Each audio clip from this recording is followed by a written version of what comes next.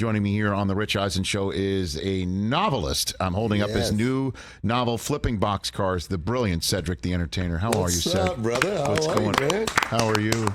This is nice, man. That was funny. I've been on a Celebrity Family Feud. It's daunting, man. Like, you do think that it's easy when you're watching it at home.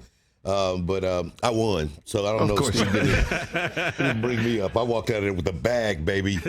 So let me just jump right into it. How did you guys form the Kings of Comedy? How did that happen? How did that come about? We were actually all like touring individually, and the promoter that would take us out, he had this idea to mainly put us all together. So it was a unique time where comedians, we were all kind of go do theaters on our own individually. Yes. And then the guy Walter Latham, he was the one who thought of this idea of putting us all in one night, kind of the stars of comedy, Colonel K. And we came out and did arenas, and it was amazing, man. We had a great time.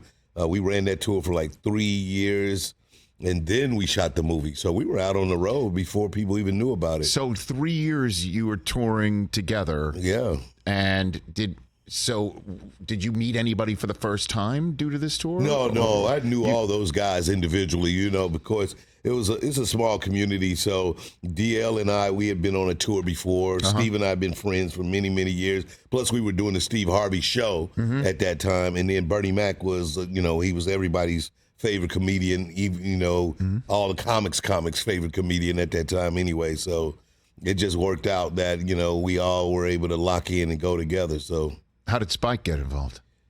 He just showed up as Morris Blackman. He just slid in on one of those Spike Lee shots. Nobody saw him coming. No, man. When we were doing the movie, we wanted to. We wanted somebody to bring it, the right awareness to it, and then Spike, of course, came to see it a few times. I think we did Radio City Music Hall in New York, and then he came to that. And then, he was just of the culture. He was the right person to blow up this movie because it was such a great kind of cultural experience, but we needed somebody to give it that other, that other shine. So, and he came in and Spike Lee'd it. He killed it. Is there a favorite Bernie Mac story you have that you're willing to share that's clean enough for our... probably cleanest one. No, I love... B-Mac is always great, man, but... the thing about him, he loved comedy. And so on the first round of the tour, I used to go first. And then there was an intermission. And so I would have all the celebrities and everybody back in my room and like we're partying and stuff. And so Bernie came in one time and just did a whole set for the people. He did like a 8-minute, 10-minute set in my room, and killed it, and just turned around and was like, "I'm Bernie Mac, I'm out this one," and everybody was like, "Ah!" And he was like, "Yo, that's my room, y'all." And then he went on stage. Yeah, then went on stage and did a whole nother joke set and killed it. But I took all the credit for being able to book him for nothing. In your room, yeah, in my room, guys. For your celebrity friends, guys. That's what happens in my room every night. Sorry, but it just is so cool. I just remember when this was happening and how, obviously, Eddie Murphy's movies and his stand up and everything, and Robert Townsend being the director of it, and then. It kind of set the stage in a way, would you say, for the original Kings of Comedy? Yeah, for sure. No? I mean, those Robert Townsend specials, those HBO specials he did, set that world. Of course, Eddie Murphy, Raw. Right. Martin did a big, I think Run and Tell that, big arena tour. Yes. So that was that world. It had started to go. Dice Clay had did a big arena tour. Yes. So these were people knew that world existed, but nobody had actually kind of came out and give you the Superfest version, right, where all of your favorite artists are there at one night. So that's what Kings of Comedy kind of became. That's awesome. Cedric the Entertainer here on the Rich Eisen Show. Before we get to your novel, so you're from St. Louis, right? Yeah, STL. Let's go. Okay. And so is that where you first... the Rams weren't there, obviously, when you were growing up. No, when I was growing up, there was the Cardinals, right? But nobody, they were owned by the Bidwills, and everybody hated him. And so, and then when they moved, it was like, all right, good riddance. So, but then the Rams came, and they came basically in the heyday of my rise as a comedian. So the greatest show on turf and all that stuff, I was extremely popular, and so were the Rams. And so, you know, I was living out here more, but, you know, of course, I'm from St. Louis, so I had to rep them. You know, that was the team. But they were fun to watch, and the city was bubbling, and it was a St. Louis thing at the time. Nelly, you know, me, Nelly, the Rams, all of it's going down. St. Louis was getting to shine. So, you know, that was one of those ones where you had to kind of love what was happening for your city. One of my favorite people on the planet is Marshall Falk. I'm sure you've met him multiple times, and I'm sure he loves you too. Yeah, Falk is my man. You know, and all those guys, Torrey Holt, they were great. Isaac Bruce, that was just a fun time. You know who I don't think I've ever met was Kurt Warner. Is that right? I don't think I could fix that. Yeah, man. Come on, man. I'm seeing him tomorrow. I kept going to the grocery store he used to work at. You know, Is he shopping for cereal, looking for the quarterback? Is Kurt here? No, he's moved on, Cedric. He's a big star now. Yeah, he's no longer stuffing the canned soup. Yeah, it's right. He's not boxing produce anymore. Yeah, he's been away a long time, right? He does not box a little stack of kale costs. So isn't it funny now the Rams are here, right? Yeah, so that was actually great too, because you know, it was, you know, my friend Otto Malley is, you know, connected to the team, and I've been knowing him from the Missouri days. And so, you know, when they came, it just was really kind of, you know, cool. I felt like St. Louis was upset that the Rams were leaving, and I kind of felt like my team was coming to me. So I keep winning. It's like my dressing room all over again. Nice, right? Yes. Even if you lose a team, even though I lose, I'm like, guys, look what I did. I brought the team here. Yeah, exactly. And I know you go to games. I've seen you. I've seen you there. You know. And that was. I mean, the stadium is a really beautiful place, unique stadium, fun to go to. And then they went to the Super Bowl the first year, and then won the second year. So yeah, they came here, and Sean McVay took them, and they lost to New England, and then and then winning in SoFi Stadium. The first time the stadium was open that season, that's amazing. So I mean, it was all electric. I was all on the field. You thought I'd been in practices. Oh man, is that right? I got pictures of me. I'm out there with Aaron Donald. Like, yes, look at us. You know, I'm like, bro, I didn't come to one practice. He's a human muscle. That man. Oh my God, he's such a huge dude, but a nice guy, but so solid, just rock solid human being. Okay, so which is your basketball team out here? My team. I'm Lakers out here. Okay. But I grew up in St. Louis. We didn't really have a basketball team ever, so of course the Bulls, and especially the Jordan's Bulls, they were the team that we can hop on a Southwest flight and go hang out in Chicago. Yeah. So that was my team too, and I still love the Bulls for that reason. You ever meet Jordan? Yeah, man. I've met MJ many times. You know, his golf tournaments, performed for his birthday.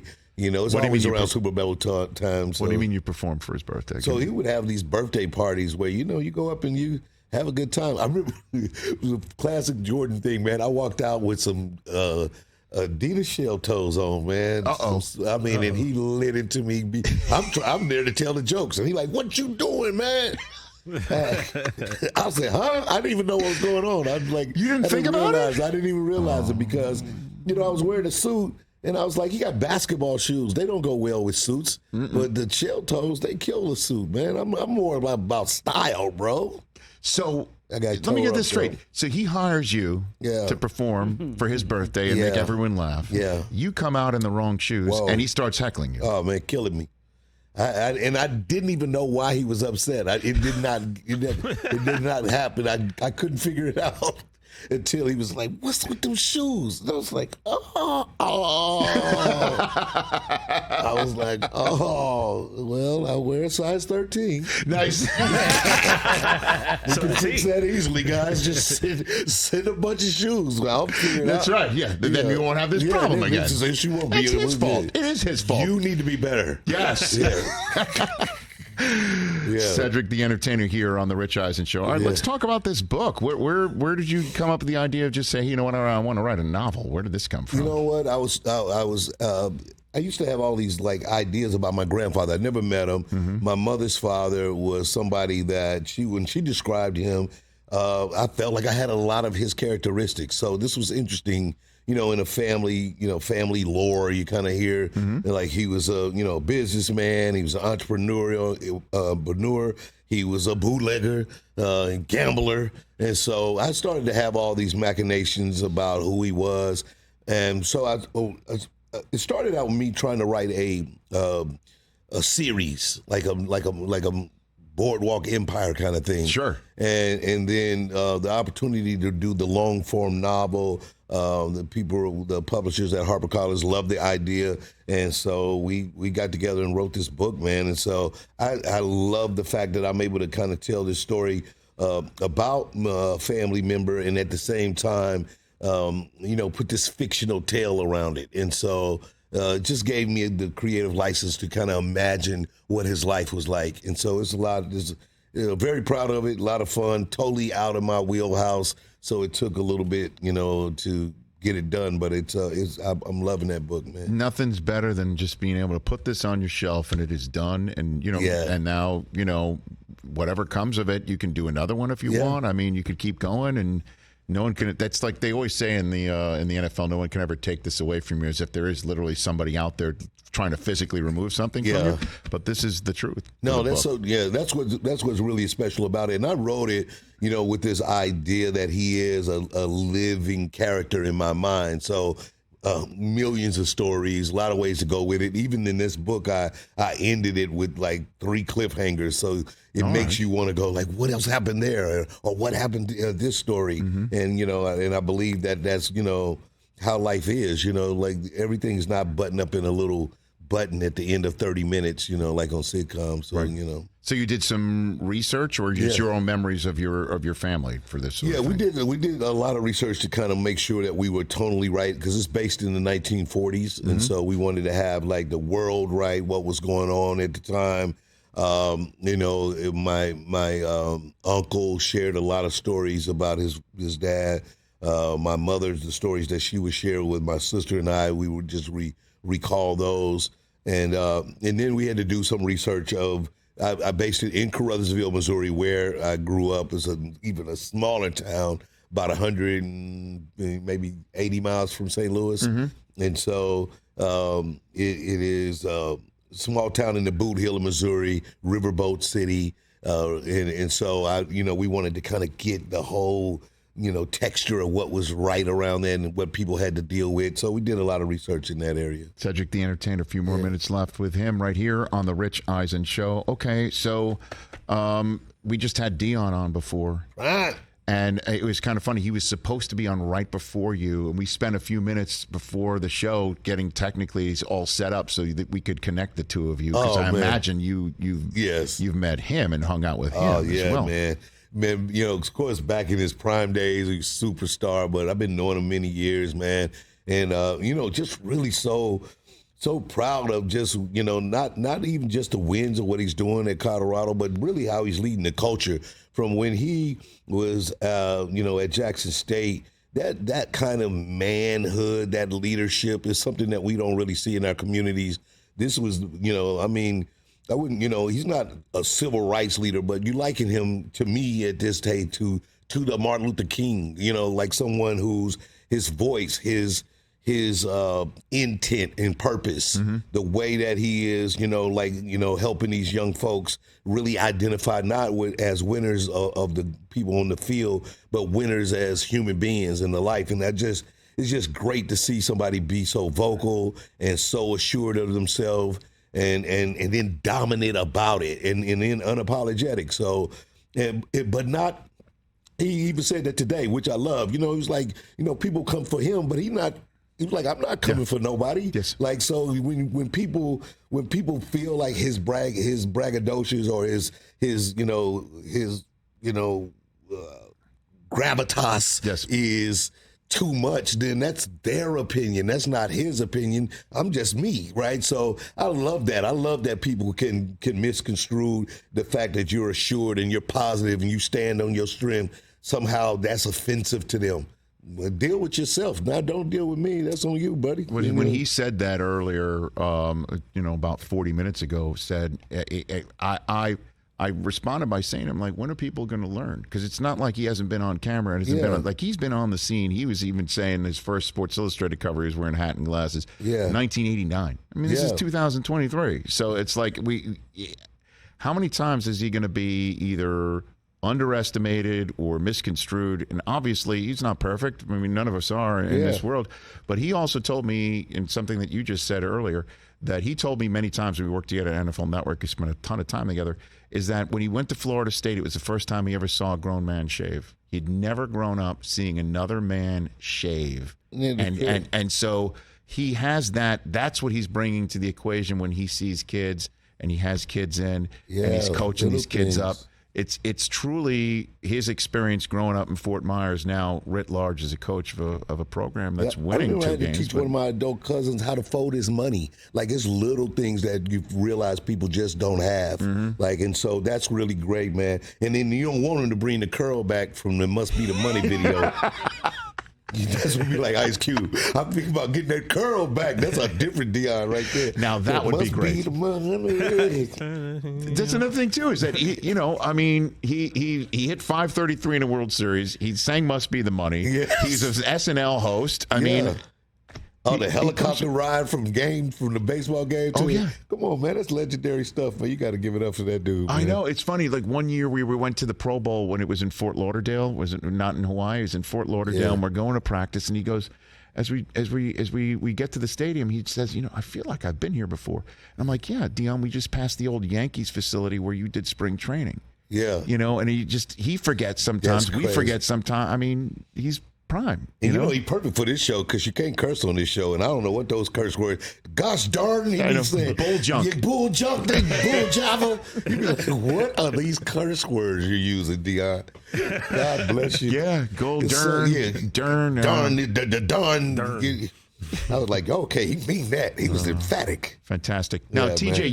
you go back like a car seat with Ced too? Yeah. Well, just with Ced's career and everything he's done, I've been a big fan. And what about in Western PA? Well, that was I told Ced, the one time I met Ced, he would never remember this. It was 1998. I was working in a Foot Locker in downtown Pittsburgh, and Ced came in, and you're not expecting to see Cedric the Entertainer in the downtown Pittsburgh store. Is that where you got your Adidas? I was probably trying looking for some Jordans for the next game. Yeah, I probably just got reprimanded by MJ.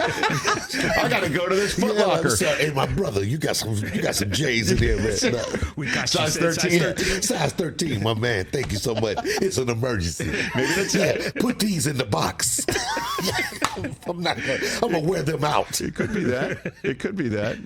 Big up, bro. Rich, man. Can I go ahead. Ced, I want to ask you the same question. We had Tracy Morgan on a few weeks ago. Yeah. We're big on top 5 lists here. So I was just wondering, you being the comedic legend that you are, who would you place in your top 5 comic stand-up actors? Like 5 that you just really enjoyed, 5 that you feel were just your top some 5. of the best. Your top 5. Oh, the top 5? Yes, sir. Oh man, that's kind of. Well, it's all the kings of comedy. Well, yeah, I mean, you could do that. I mean, for most of us, we go Richard Pryor, Eddie Murphy. Probably Robin Williams. Oh man. For me, is the late Robin Harris. He was the guy that I kind of emulated my career after the most. The Robin Harris, and then someone that I enjoy, I probably would say Chappelle. I put Chappelle up there, and then myself. If that's as the bonus. You can. That's a great. You were allowed. Yeah, I'm that guy. That's a good one. That guy. You can absolutely do that. Yeah. Because, there's an I in my first and last name, so I respect that. Nice. I respect that. I like that. I didn't even know that. You know what? It's because I make it on about myself. Probably, yes. I put my name on everything. And I in my. Well, there is an I in Cedric and Entertainer. Yeah. There it is.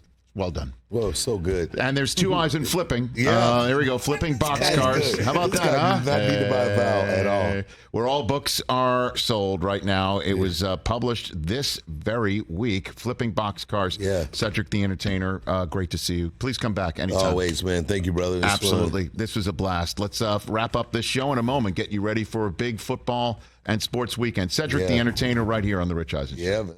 Catch The Rich Eisen Show every single day on the Roku channel, 12 to 3 Eastern, for free.